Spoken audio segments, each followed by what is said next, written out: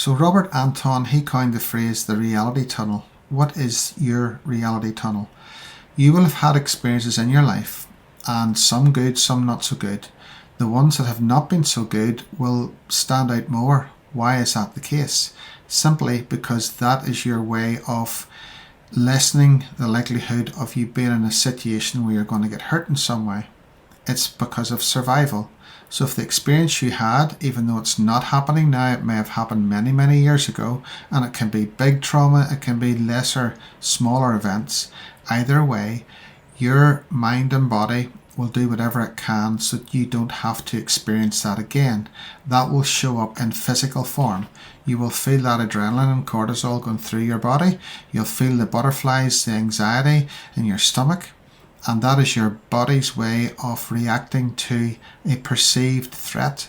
Now, you may well be in a situation where you are being threatened and you have to deal with it, but 99.9% of the time it's made up. You will have had experiences in the past and you'll be thinking to yourself, I don't want to experience that in the future. So rather than you having to consciously decide, should I be worried about this, your automatic side of your brain, the brain that reacts in a certain way and just says, this is not good, we need to get ourselves out of this situation, that's beyond conscious thought. It's an automatic response, and it's there, that is determined and geared by what you've had in the past, what you've stored, and how your response would be. Now, this is the rub, and I do meet resistance from people because they think, no, that's the way I've always been. That's the way my family react. We always do that. It's in our genes. Well, I'm here to tell you that's not true. You might think it's in your genes, and even if it is in your genes, you can change it.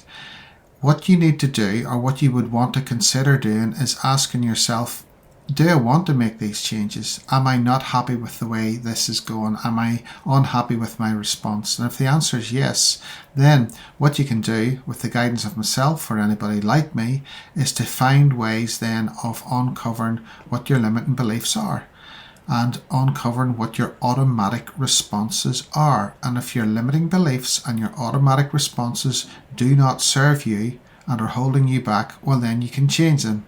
You learn to drive a car, you learn to ride a bicycle. Fortunate enough, you learn to walk, you learn to write, you learn to do your times table, maybe learn a foreign language, maybe learn to play a musical instrument. At the start it seemed daunting, but you learn to do it. How come people can play guitars or clarinets or whatever instrument it is without even thinking about it? It's just automatic.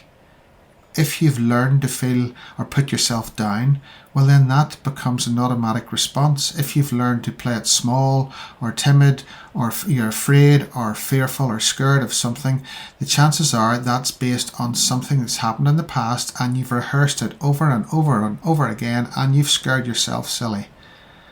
That rehearsal is important. When I worked with sessions, and I had sessions earlier on today with a few clients, the end result is that we end up with how we would like things to be, what way we would like to respond.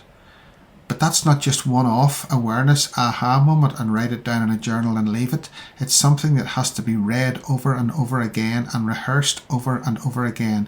It might only take a couple of minutes a day, maybe 2 minutes in the morning, afternoon and evening before you go to bed. But the rehearsal is key.